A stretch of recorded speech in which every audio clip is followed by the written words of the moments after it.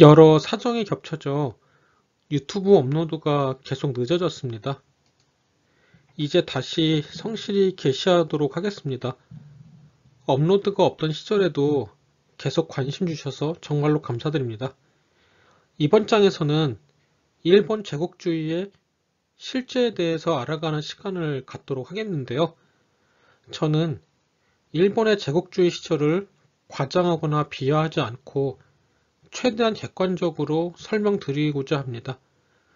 우선 한국인 모두가 알고 있는 경제대국 일본은 2차 대전 이후 메가더 혁명을 거치면서 군국주의 요소를 완전히 제거하고 다시 출발한 자유민주국가 일본이 이룩해낸 업적이고 제국주의 일본의 업적이 아님을 다시 한번 말씀드립니다. 침략전쟁이니 전쟁범죄니 하는 것은 변론으로 하겠습니다만 일본은 그 당시에 미국이나 독일, 소련 등에 비교해보면 과학기술이나 산업 역량이 많이 부족하였습니다. 다만 그 시절에는 한국이나 중국 등이 극단적으로 약하였고 일본은 상대적으로 훨씬 강한 나라로서 동북아 패권 장악을 시도할 수는 있었습니다.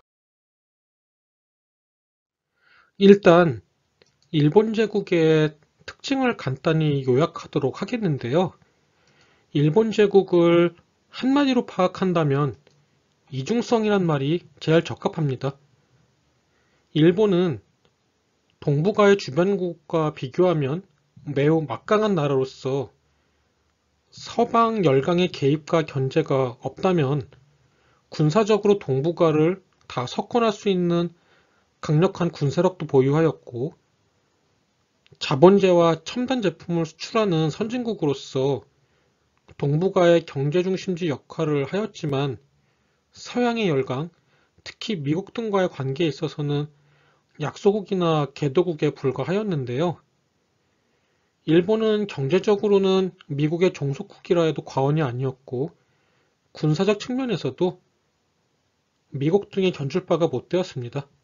1929년까지만 해도 일본이 미국에 수출하는 주력 상품은 믿기 어려우시겠지만 실크 넥타이 등 전쟁물이었고 일본은 첨단 공업 제품, 예를 들면 자동차 등 수송 장비와 각종 기계, 또 설비, 또 주요 부품 수급을 미국에 의지하였습니다.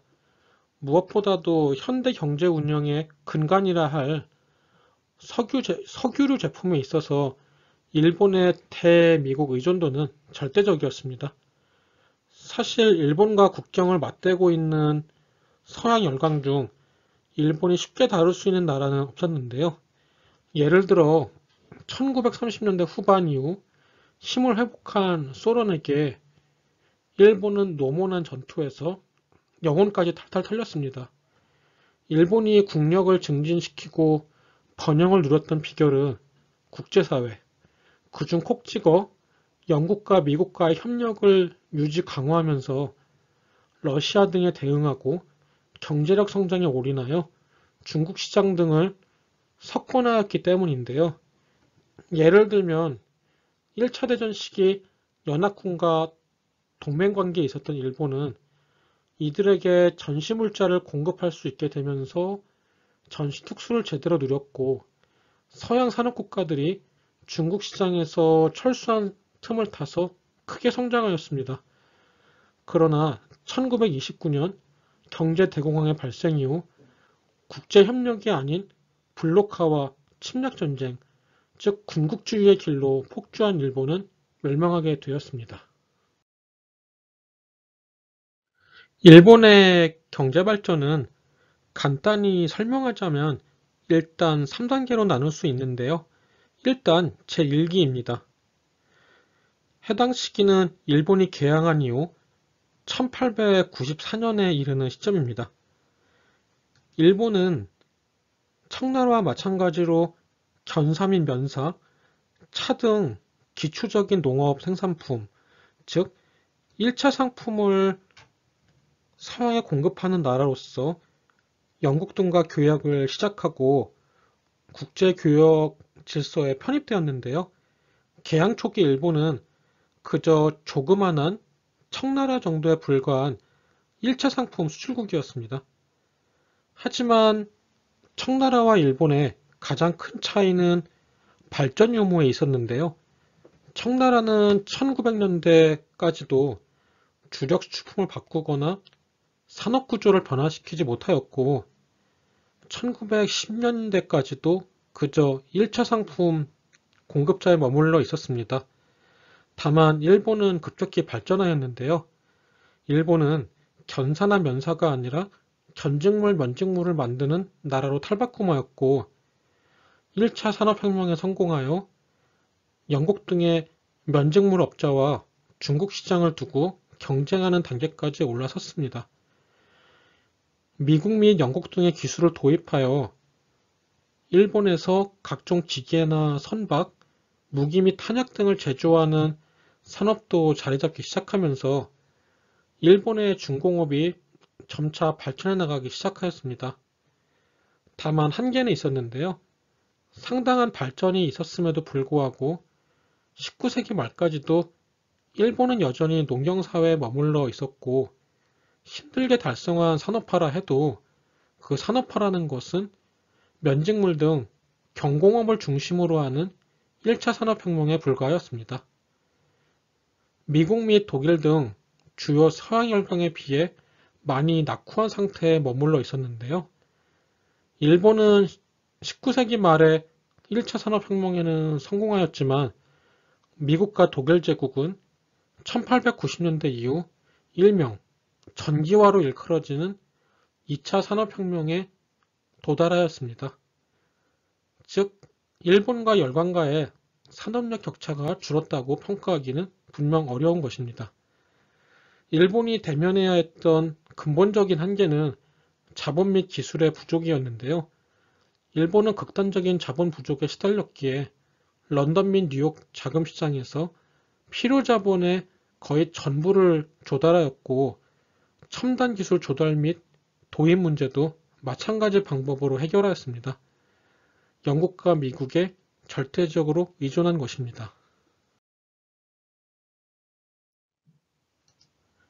다음은 제2기입니다. 청일전쟁 승리 덕에 종속국 지위를 벗어났고 러일전쟁에 승리하면서 강대국으로 인정받게 된 일본에서는 1900년 이후에는 중공업이 급속히 발전하였고 제1차 대전이 유발한 전쟁 특수를 누렸기에 비로소 제대로 된 경제 번영을 맞게 됩니다. 그리고 1930년대에 이르면 일본도 드디어 산업자본주의 단계에 도달하게 되는데요. 시데하라 기주로 등이 주장하는 영국 및 미국 등과 긴밀히 협력하고 협력적 제국주의를 운영해가는 정책은 분명 경제 기적이라는 열매를 맺었습니다.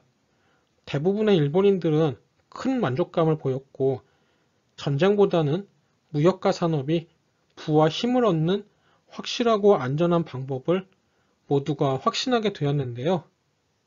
일본 역사의 전례 없는 경제 기적은 모든 일본인을 행복하게 만들었습니다. 다만 이 시기에도 많은 한계가 있었는데요. 대외 의존도, 그 중에서 특정 국가에 대한 의존도가 위험할 정도로 높다는 사실 자체에는 큰 변화가 없었습니다. 일본도 국산화에 힘썼고 중공업이 발전하였고 나름 첨단 산업도 발전해 가고 있었기에 거의 100%를 미국과 영국에 의존하던 시절보다야 많이 좋아진 것은 사실입니다만 첨단 기술 및 자본 또 그 이외에 석유류나 자동차류 또 기계류 같은 주요 자본재에 대한 대미 의존도가 위험할 정도로 높다는 사정 자체에는 큰 변화가 없었습니다. 또한 이와 더불어 일본의 제조업이 산출한 물건을 수출할 대외 수출 시장이 사실상 중국밖에 없다고 해도 과언이 아니라는 사정은 일본 사회에 어두운 그림자를 드리우고 있었는데요. 따라서 지금 상황에서 일본이 누리고 있는 번영은 너무나도 깨지기 쉬웠던 것입니다. 미국 및 중국에 대한 의존도가 극단적이었고 내수 시장은 작았습니다. 무엇보다도 충분한 양의 석유나 철광석, 보크사이트, 고무 등을 일본이 지배하는 영역에서는 얻을 수 있는 방법이 사실상 없었기에 일본의 취약성은 사실상 숙명이기도 했습니다. 경제 대공황으로 인해 자유무역이 붕괴하고 주요 열강들이 블록화 전략으로 들어가던 시기를 잘 적응하지 못한 일본이 대동아 공영이라는 말로 대표되는 뭐 하자는 건지 알기 힘든 괴이한 경제 블록 형성 정책으로 폭주하다가 멸망하는 시기인데요. 영국도 미국과 협력을 유지하며 중국 등에 대한 무력 개입을 최대한 자제하고 무역 증대와 산업 발전에 매진했던 스테아라 기주로 등의 세력이 몰락한 이후 도조 히데키 등으로 상징되는 군국주의 세력이 일본을 접수하게 되면서 기이한 블록화 정책의 길로 폭주한 일본은 결국 멸망하게 되는데요. 경제 대공황 이후 국제협력이 더 이상은 일본인의 생계 문제를 해결해주지 못하게 됨에 따라 영국과 미국 등을 모델로 하는 근대화에 대한 회의감이 강해졌고 일본의 지도하에 전 동아시아를 통합하고 자립경제를 달성할 것을 주장하는 괴이한 사상인 국가주의가 일본인의 마음을 사로잡았습니다. 일본처럼 자원이 극단적으로 부족하며 가공무역 등에 의존해 살아온 나라가 국제협력과 무역 대신 자립이나 자족을 주장한다는 것은 간단히 말하면 군사력을 이용하여 중국 본토 등을 침공하고 경제블록을 형성하겠다는 얘기로 해석할 수 있었는데요. 이러한 주장은 여러 변화 단계를 거쳐 결국 대동아 공영론으로 발전하게 되었습니다.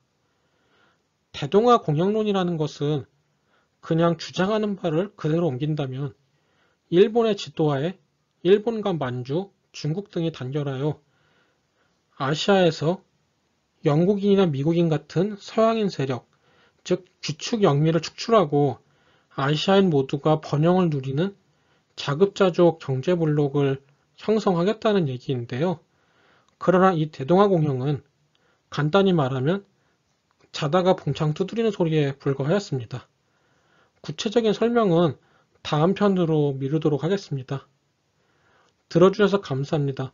구독과 좋아요는 저에게 큰 힘입니다. 감사합니다.